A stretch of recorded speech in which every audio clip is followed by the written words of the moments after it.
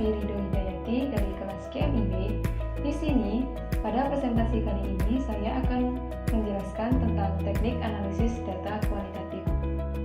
Langsung saja yang pertama yaitu model analisis data kualitatif. Model analisis data kualitatif ada 7.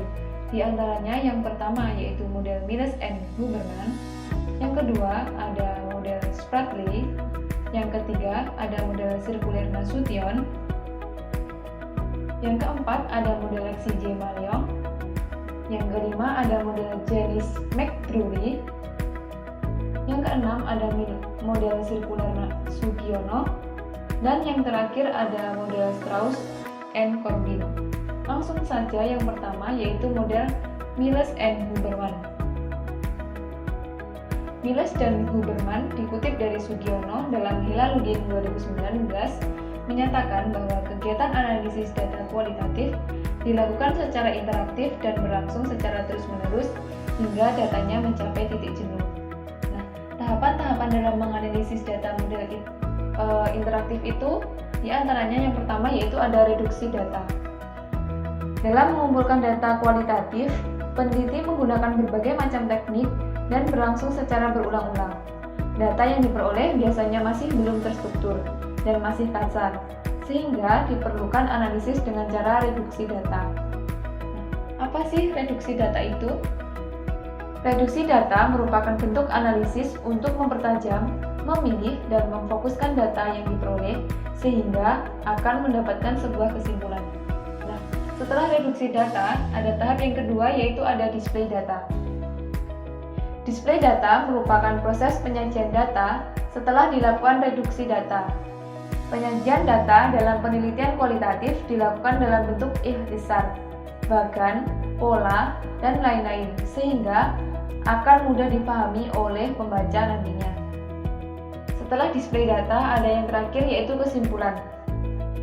Pada penelitian kualitatif, kesimpulan yang diambil masih bersifat sementara, sehingga dapat berubah jika tidak diikuti oleh bukti-bukti yang kuat. Namun, jika sudah diikuti oleh bukti yang kuat, kesimpulan dapat bersifat fleksibel. Selanjutnya, yang kedua yaitu ada model Spratly. Menurut Spratly, analisis data dilakukan dengan tahapan-tahapan, diantaranya yang pertama yaitu ada analisis domain. Pada tahap analisis domain, yaitu peneliti memperoleh gambaran yang umum dan menyeluruh dari objek penelitian atau tempat penelitian. Diperoleh domain atau kategori dengan berbagai pertanyaan mendasar. Peneliti menentukan domain mana yang akan dijadikan pijakan untuk penelitian di masa yang akan datang. Nah, tahap yang kedua setelah analisis domain yaitu analisis taksonomi. Selanjutnya, setelah domain yang telah ditentukan perlu dijabarkan menjadi lebih rinci agar mudah mendapatkan informasi secara mendalam untuk mengetahui struktur internalnya dengan melakukan observasi secara spesifik. Yang selanjutnya yaitu ada analisis komponensial. Pada tahap analisis komponensial ini, peneliti mencari ciri-ciri secara khusus yang ada pada setiap unsur dengan melakukan perbedaan dari setiap elemen yang ada. Semua dilakukan dengan cara observasi dan wawancara. Secara khusus dengan pertanyaan-pertanyaan yang kontras atau berbeda. Yang terakhir yaitu ada analisis tema kultural. Pada tahap analisis tema kultural ini, peneliti yaitu mencari hubungan atau pola antara satu dengan lainnya di antara domain atau bagian yang telah ditentukan sebelumnya, serta dijadikannya ke dalam sebuah tema atau judul penelitian.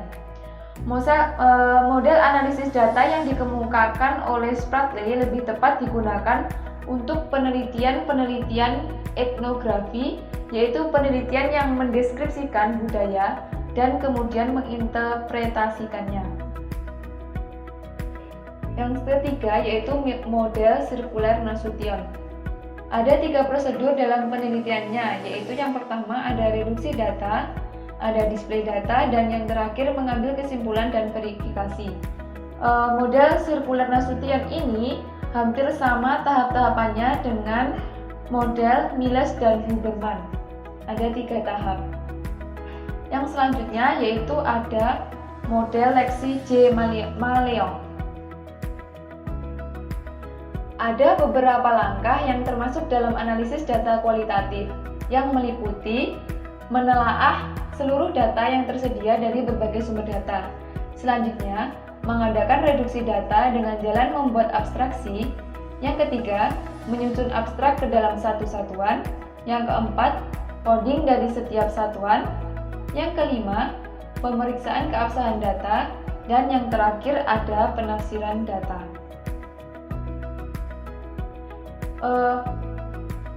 Yang kelima yaitu ada model Janis-McDrury. Menurut Janis-McDrury, ada beberapa tahapan dalam menganalisis data. Yang pertama yaitu membaca dan mempelajari data, menandai gagasan yang ada dalam data. Selanjutnya yang kedua yaitu mempelajari kata-kata kunci dan berupaya menemukan tema-tema yang berasal dari data. Yang ketiga yaitu menuliskan model yang ditentukan, dan yang keempat ada coding yang telah dilakukan.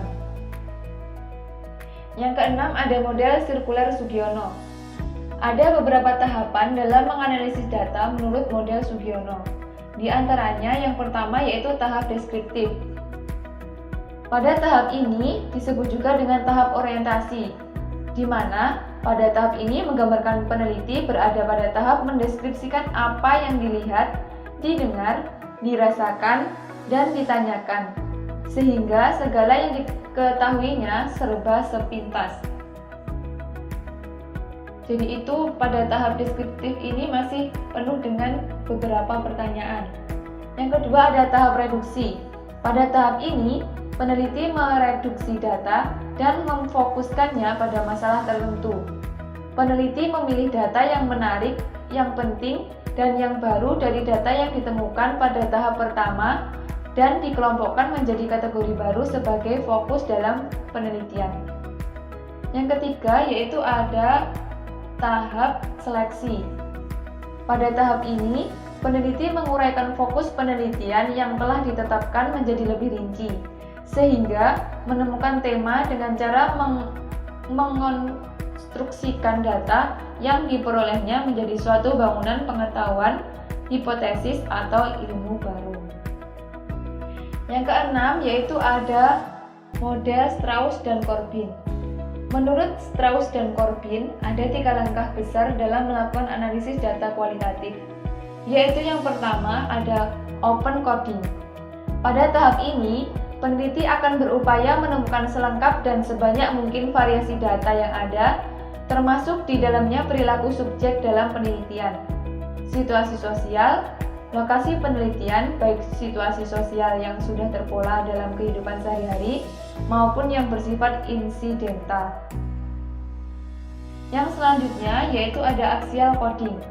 Pada tahap ini, hasil dari tahap open coding diorganisasi kembali berdasarkan kategori-kategori untuk dikembangkan ke arah proposisi-proposisi.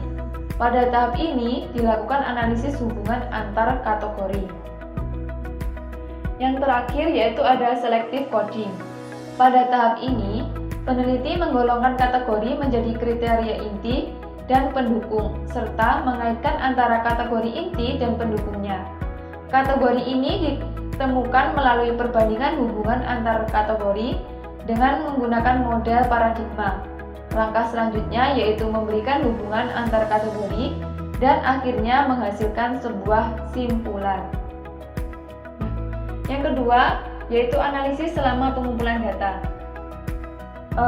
Analisis data dalam penelitian kualitatif dilakukan sejak sebelum memasuki lapangan, selama di lapangan, dan setelah selesai di lapangan. Yang pertama yaitu analisis sebelum di lapangan, di mana penelitian kualitatif telah melakukan analisis data sebelum kita melakukan penelitian sebenarnya. Analisis dilakukan terhadap data hasil dari studi pendahuluan atau data sekunder yang akan digunakan untuk menentukan fokus penelitian. Fokus penelitian ini masih bersifat sementara dan akan berkembang setelah peneliti masuk dan selama di lapangan.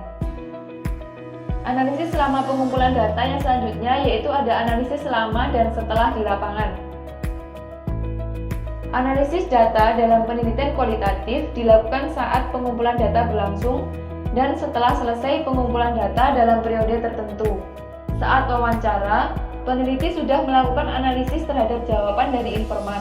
Apabila jawaban yang diwawancarai setelah dianalisis belum memuaskan, maka peneliti akan melanjutkan pertanyaannya lagi sampai tahap tertentu sehingga diperoleh data yang kredibel.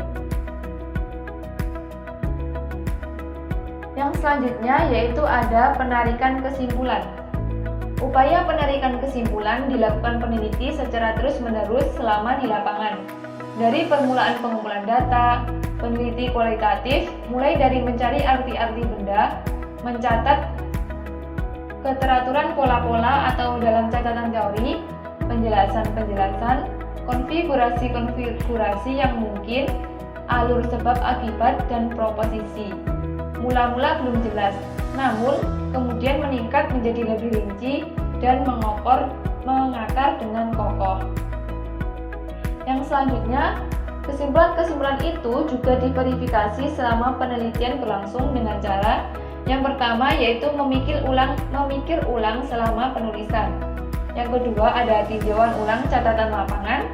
Yang ketiga ada tinjauan kembali dan tukar pikiran antar teman sejawat untuk mengembangkan kesepakatan intersubjektif.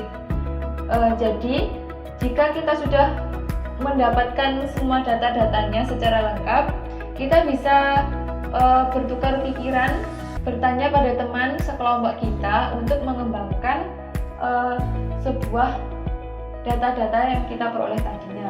Yang terakhir, yaitu upaya-upaya yang luas untuk menempatkan salinan suatu temuan dalam seperangkat data yang lain.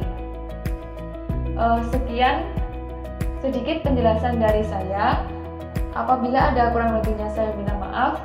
Akhiron, wassalamualaikum warahmatullahi wabarakatuh. Jangan lupa tetap jaga kesehatan dan pakai masker jika keluar rumah. Jangan lupa membawa hand sanitizer. Dan sampai jumpa.